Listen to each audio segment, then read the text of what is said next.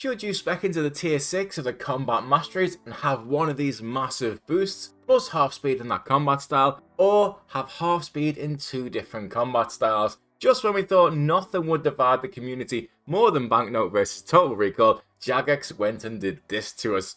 Now the one that stands out for me in this tier is definitely tier 6 range, because never missing is just OP.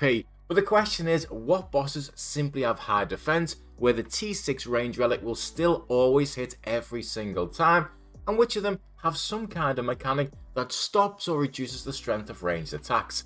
If only there was someone nerdy enough to try them all out.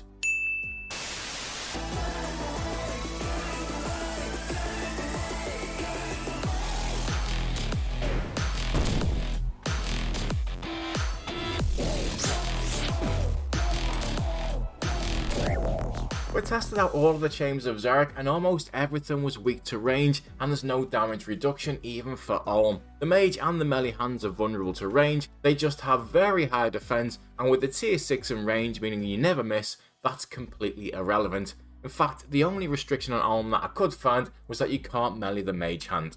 Throughout all of the other bosses in this raid, I found just 2 other restrictions, and that was Tecton, where range can't hit at all and magic damage is reduced by 80%, and the Guardians, which can only be attacked with a pickaxe and therefore only with melee. So for the tier 6 range build, if you're happy to change the raid layout until you get one without those 2 in it, then there aren't any other mechanics that I can find that stop you from hitting 100% of the time without any damage reductions in the Chambers of Xeric.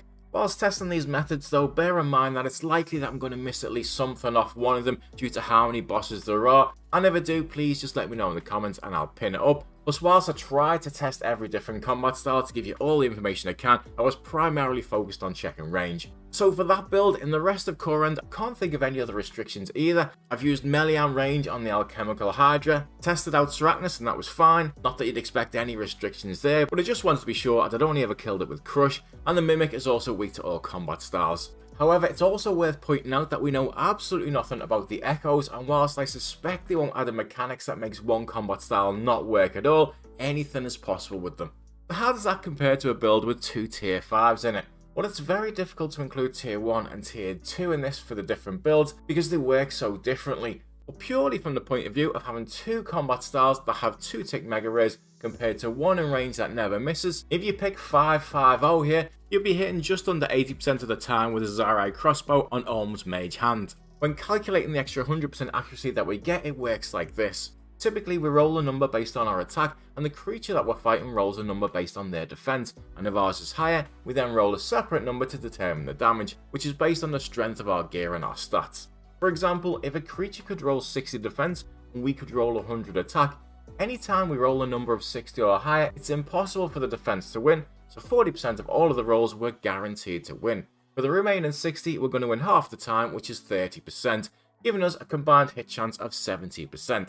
I've therefore calculated the accuracy of the weapons against other creatures as follows, and if anyone knows any better, please let me know in the comments, but this is my understanding of it. With double accuracy, we're going to roll 200 instead, which means anytime we roll 60 or more, we're guaranteed to win, which is now 70% of the time, and anytime we roll below 60, again we have a 50-50 chance of winning, which is now 15% in this scenario, giving us an 85% hit chance. So based on those calculations, using the DPS calculator for 5-5-0, which is 2 tick melee, 2 tick range and 5 tick mage if using mega rays, you're going to have about an 80% chance to hit with range on Olm's mage hand. Plus the melee vanguard, about 75% chance with melee, but other than that, picking 5-5-0 will be able to attack everything as far as I can see with an accuracy of usually between 90 and 95%, and it wouldn't even factor the 5 to 10% miss chance into your decision just because range has a flaw in it too, which is that the Twisted Bow doesn't work on bosses with low magic. To go on the range build, we'll probably see you rocking a crossbow for about a third of the bosses, and that's going to balance out the fact that 2 tier 5 builds usually miss about 5 to 10% of the time. For 5-0-5, the Shadow will hit around 80% of the time on Olm's head phase and almost 90% of the time on the Mage Vanguard, as the Shadow works pretty well against it. You also have around 80% chance to hit the Alchemical Hydra with magic, but of course this is all with max gear and with max stats and will drop off quite a lot if you're below that threshold, so just something to bear in mind. Also on the Alchemical Hydra, whilst you can melee it with very good accuracy, it's not really a practical thing to do until the very last phase. For 055, you have an 85% chance to hit Olm's melee hand with the Shadow and a 78% chance to hit the range Vanguard. You'll also have to kill Tecton with melee and the Guardians again, or skip them anytime you get them in a raid layout. Back to tier 6 range, and in Fremennik, all 3 DKs are vulnerable to every combat style. They just have a much higher defense for some styles, and of course that doesn't matter with the tier 6 range combat mastery. Volkath can be hit with range 2, and so can the Duke, although you're either going to have to stand at the back with protection from Magicon and just soak some of the damage up, or you can use this trick on the pillar nearest to him in order for your character to walk into melee range automatically every time that you attack the boss. It is though very easy to get caught out by the poison if you don't know this boss or this fight very well, and if you don't and you have banknotes, I'd honestly just heal through it, and we have 15% less damage taken from the passive T4 buff that we get, 20% more healing from our food, and no matter what combat style you go, T4 in each one gives you some additional healing too. That just leaves the Phantom Musper in this area, and again it's vulnerable to range in both forms, although not entangling it or freezing it will have you running around the room, losing DPS unless you're very good at the one step back method, and you can do it with a 2-tick weapon. Overall though, range is simply going to slap here. In 550, the Dagannoth Kings have very high defense, so you'll probably only have about 50% accuracy against Rex using the Zarai crossbow, which is probably only slightly better DPS than a 5-tick Shadow. You'll also only have a 68% chance to hit with a T-bow or Musper's melee form as well. On 505, you'll have a 75% chance to hit Prime with the Shadow and a 72% chance to hit Musper in its range phase. And on 055, you'll have a 75% chance to hit Supreme with the Shadow, but at the Duke you'll only have a 50% chance to hit even with double accuracy, which is pretty trash, and you get a similar chance with the T-bow. This one's definitely a region for the tier 6 combat masteries, and although I'm not comparing tier 6 magic and melee, I hope you can see the same positives or problems if you're going to go one of those whilst to go through this. Another raid region is the desert, and also the Caliphate Queen that uses protection praise here. However, this is one of the bosses that's just a big fat lie, and it's purely for show. Unlike other bosses that use protection praise, this was an early boss and they added the praise just to help players out to the new which combat styles to use. The boss doesn't actually use praise, meaning you can attack with any combat style and it's going to be pretty accurate. Leviathan can be attacked with both range and magic, but you can't attack with melee, and you get this message saying your melee attacks can't reach. In the Tombs of Amasketh, similar to the Chambers of Zarek, it's quite good for the range T6 build, and 3 out of the 4 first bosses can all be attacked with any combat style without any issues, although you do have to flinch with melee here or you will take a lot of damage. Other than that, they just have a lower defense on certain combat styles. The one boss that can't is Akka, which rotates protection praise, only not protecting one combat style at a time. In a similar way to that is the Wardens in phase 2 as well, protecting against 2 combat styles, however this one is always melee and one other one. Now don't forget, if you're picking the T6 range build, you passively get a buff that means you hit 60% damage through prayer. So a 2-tick T-bow, even when a boss is protecting against range, is going to do far more damage than say a 5-tick Shadow, even when the boss isn't protecting against magic. Which potentially makes this build quite boring in some ways, but we'll come to that later on.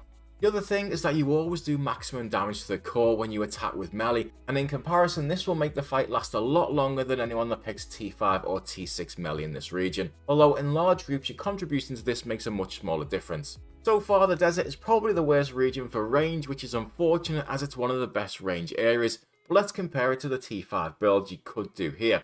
550 avoids the problem with the core, and you're likely to complete phase 2 dealing with just one core. You still have the same issues with the protection praise, and unlike T6 range, you don't get the passive 60% damage through prayer buff, so you will have to use magic in these phases, although as mentioned, it's entirely possible that you can kill the Wardens with just one core, meaning you could do at least phase 2 without it ever using protection from range, but you just can't avoid it against Akka. 505 is the same for Akka, but again, you can likely avoid the Warden in phase 2 prayer magic by starting from the other side and then take it down in one go. Leviathan isn't too bad either, with around an 82% chance to hit with a Shadow. 055 has a few problems though, including the core just taking much longer, but you do at least have both combat styles needed for phase 2. With this build though, Akka has one more additional problem. Not only will you need to use a melee weapon when it's praying against magic and range, but it also does that in the final part with the orbs. I mean, I say it like it's something new when you're really just killing it without any extra bonuses, but you know, you understand what I mean. Other than that, the 055 with the Shadow in particular is pretty accurate against the other bosses. The Wilderness is pretty amazing across the board for most of these builds, and especially for tier 6 range, and you'll own absolutely everything here, and the only time you need any other combat style is Entangling or Freezing Callisto. It's just a shame the Wilderness doesn't have any more range gear, or this would have been the perfect region. For 550, if you want high DPS on the Crazy Archaeologist, you're gonna have to use melee, and to be honest, you can probably just tank it anyway and heal up after each kill. Other than that, range and Scorpio with a crossbow will have about a 68% chance to hit. 505 only struggles a little bit against the Chaos Fanatic, hitting 78% of the time with the Shadow, but otherwise this is very good in this area as well. 055 is again the worst, although this is calculated with the Mega Rays and not the Wilderness weapons, and the Shadow has a 71% accuracy against Vetian, and the Crossbow has a 73% accuracy against Venenatus. Next, one of my favourite pickable regions, well, my 9th favourite. Kandarin, with very few bosses, does have a boss that isn't 100% weak to range. The Kraken can't be attacked with melee, obviously, but also any range damage is reduced by a 7th of what it would normally be, making it completely impractical here. The Thermonuclear Smoke Devil can be attacked with any combat style, but again, it's also the Echo boss in this region, and we don't know what that's going to do. And overall, Kandarin is not great for a T6 range build at all, but I can't see many range builds picking this region anyway. 550 has the same problems as Kraken, but is otherwise fine. 505 and 055 have no problems in this region at all, which is great for any mage build that does decide to come here. Asgarnia is another amazing region for the T6 range build, and I can't see any restrictions at all for it here. You can own everything at God Wars Dungeon, plus Cerberus. The Whisperer just has a very high range defense, so with 100% accuracy, again, that's not going to matter. 550 will only have about a 65% chance to hit with a T-bow at the Whisperer, but everything else is weak to range or melee, so the build is also pretty good here too. For 505, the Shadow has an 85% accuracy at Kriara and Ziliana, but is pretty amazing for the whole region as well. 055 is actually even better, and apart from a couple of bosses where you get just under 90%, which I don't really think are worth mentioning, everything else in this region with that build is 90% plus accuracy. I checked all of the bosses in Varlamore apart from Sol Heredit, and again tier 6 range looks like it's going to absolutely own here. Everything, even the Perilous Moons, can be damaged with range, and I got no reason to think Sol would have any mechanic against range or magic either from what I know. I just didn't have the time to complete the Colosseum to test it out. 550 and 505 are extremely good here too, with most bosses being weak to melee. It's only 055, which is pretty awful in Varlamore. The Shadow of Ardorus is only about 57% accurate, and it has a measly 33% accuracy against Sol Heredit, and then 81% against the Moons of Peril, which isn't too bad. If you pick this build here and you plan to do the Colosseum, it's likely you'll have to kill Sol and probably the Echo version of him as well with a 5-tick scythe, and that is considered a Grandmaster Echo boss. That leaves just Morytania, and one of the few things I haven't done much of in this game is TOB, and I don't want to presume mechanics that I simply don't know well enough, so I've done TOB purely from the DPS calculator, and please help me in the comments if you know of any mechanics that stop certain combat styles like the Nihilos and Zarpus. So for the tier 6 range build, the only DPS loss that I can see is the totems at the Nightmare, where even though they are weak to all combat styles, you don't get the extra damage that you normally get with magic. Other than that, all ones I simply don't know at the Theatre of Blood, but even then I have done a little bit of TOB and I can't see where range would struggle. 550 is also very good in Morytania, which is a bonus. Melee is already such a strong pick here. The only thing that's a DPS loss again is the totems at Nightmare. We then have 505, again very strong here. Almost everything in Morytania is weak to melee, and the few things that aren't are weak to the Shadow. It always seems to be 055, but this is the one that's going to struggle slightly in this region. The Pestilent Bloat and the Nightmare are around 67% accuracy with the Shadow, and then we have Araxor, which with a T-bow is about 84%. But what I think is overall the tier 6 range build is extremely strong, and on first impression seems the strongest build. However, having to use a crossbow or other range weapons when the Twisted Bow isn't as strong because the boss doesn't have high mage stats applies to a decent amount of bosses, not just a few.